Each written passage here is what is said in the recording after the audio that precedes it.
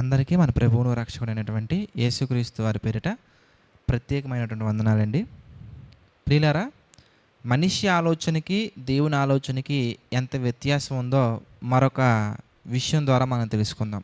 ఈ లోక సంబంధమైనటువంటి తండ్రులు లేదంటే కనుక లోక సంబంధమైనటువంటి తల్లులు ఎవరైతే ఉంటారో వాళ్ళలో ఎక్కువ శాతం మంది, ఎక్కడో తక్కువ శాతం మంది మరి ఆత్మీయతను కోరుకుంటారు. కానీ ఎక్కువ శాతం మంది ఎలా ఆలోచిస్తారంటే, నువ్వు ఒక మంచి ఉద్యోగం సంపాదించాలి, మంచి కారు కొనాలి, మంచి స్థలం కొనుక్కోవాలి, మంచి ఇల్లు కట్టుకోవాలి, మంచిగా మంచిగా మంచిగా అని మంచి అంటూనే కొంతసేపు కనబడిపోయి అంతలో మాయమైపోయి ఆవిరి వంటి ఈ జీవితంలో బలపడాలి, వర్ధిల్లాలని కోరుకుంటారు. కానీ ఆత్మీయత విషయానికి వచ్చేసరికల్లా మళ్ళీ కొంతమంది, ఎక్కడో కొంతమంది ఎలా ఉంటారంటే ఆత్మీయతలో బలపడుతున్నప్పుడు సరిగా ప్రోత్సహించకుండా ఉంటారు.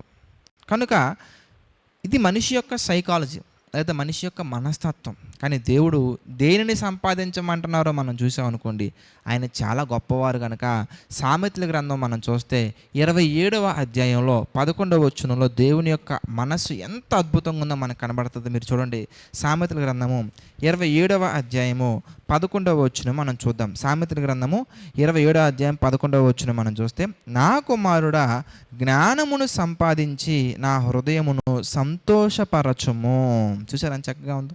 నా కుమారుడా, దేన్ని సంపాదిస్తే సరిపోతుంది దేవునికి అంటే జ్ఞానం సంపాదించుకుంటే సరిపోతుందండి. జ్ఞానం సంపాదించడానికి మనం కొండలో పిండి చేయాల్సిన అవసరంలా, నెలకు ₹1,00,000 శాలరీ సంపాదించాల్సిన అవసరంలా, పెద్ద పెద్ద అపార్ట్మెంట్లు కట్టాల్సిన అవసరంలా.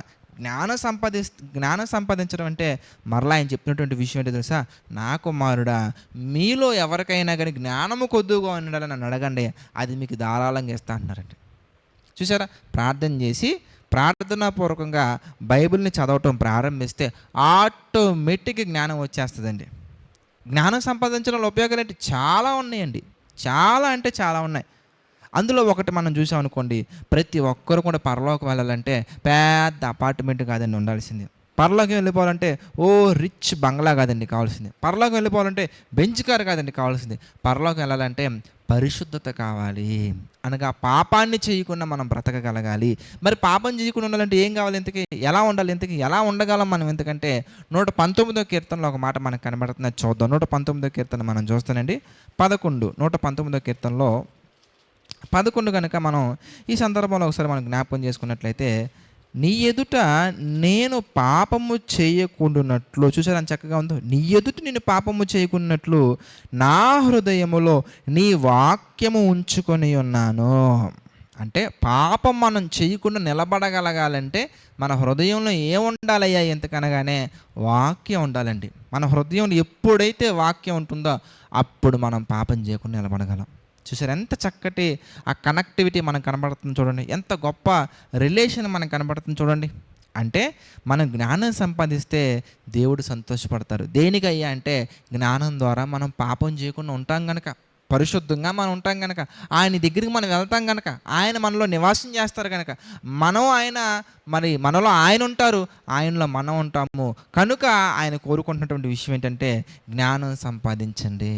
కనుక వాక్యాన్ని బాగా చదవండి, వాక్యాన్ని బాగా ధ్యానించండి, బైబిల్ని బాగా ధ్యానించండి, నేర్చుకున్న విషయాన్ని క్రియల్లో చూపించండి. అప్పుడు దేవుడు మన పట్ల ఎంతో సంతోషం కలిగి ఉంటారండి. దేవుడే మన పట్ల సంతోషం కలిగి ఉంటే మనకి ఇంకెలాంటి అపాయాలు కలుగుతాయో సార్ ఆలోచించండి. ప్రార్థన చేసుకుందామండి. ప్రతి ఒక్కరు తలలో ఉంచి ప్రార్థనలు ఏకీభవించండి. ప్రార్థన. దయగల తండ్రి, ప్రేమగల దేవ తండ్రి, ఎన్నో లోతైన విషయాలు తండ్రి మాతో మాట్లాడుతూ మీ చిత్త ప్రకారంగా నడిపిస్తున్నందుకు కృతజ్ఞతాస్తుతులు చెల్లించుకుంటున్నాం తండ్రి. మీ చిత్త ప్రకారం నడిపించండి, బలపరచండి, ఘనపరచండి తండ్రి.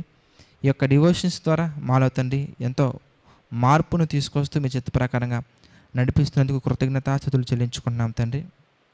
ప్రభువా, ఈ యొక్క డివోషన్స్ తండ్రి అనేక మందికి షేర్ చేస్తున్నటువంటి బిడ్డలందరినీ మా తండ్రి మీరు జ్ఞాపకం చేసుకోండి. బిడ్డలందరికీ తండ్రి మీ కృపతోడు గురించి నడిపించండి తండ్రి.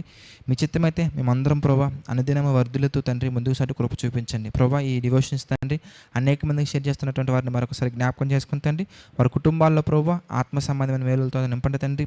పరలోకానికి తండ్రి చేరుకునే విధంగా మీ చిత్త ప్రకారంగా తండ్రి గొప్ప అవకాశాలు తండ్రి అనుగ్రహించండి తండ్రి. అదేవిధంగా ఈ పరిచర్యలో పార్టిసిపేట్ చేస్తున్న వారిని, వారి కుటుంబాలను కూడా మా తండ్రి మీ చిత్త ప్రకారంగా దీవించండి. తండ్రి దీనుడునైన నా ద్వారా తండ్రి ఇంత గొప్ప పరిచర్యను జరిగిస్తున్నందుకు కృతజ్ఞుడై ఉన్నాను తండ్రి. మీ చిత్త ప్రకారంగా జరిగించండి. భవిష్యత్తులో కూడా ప్రభువా ఈ పరిచర్యలో పార్టిసిపేట్ చేస్తున్న ప్రతి ఒక్కరిని మా తండ్రి అర్హమైన పాత్రగా ఎంచి వారి ద్వారా ఎన్నో గొప్ప కార్యాలు జరిగించమని వేడుకుంటూ మా ప్రభువును రక్షకుడైనటువంటి యేసుక్రీస్తు వారి పేరిట ఈ ప్రార్థనను అడిగి వేడుకొనుచున్నాము తండ్రి. ఆమెన్. అందరికీ వందనాలండి. God bless you all.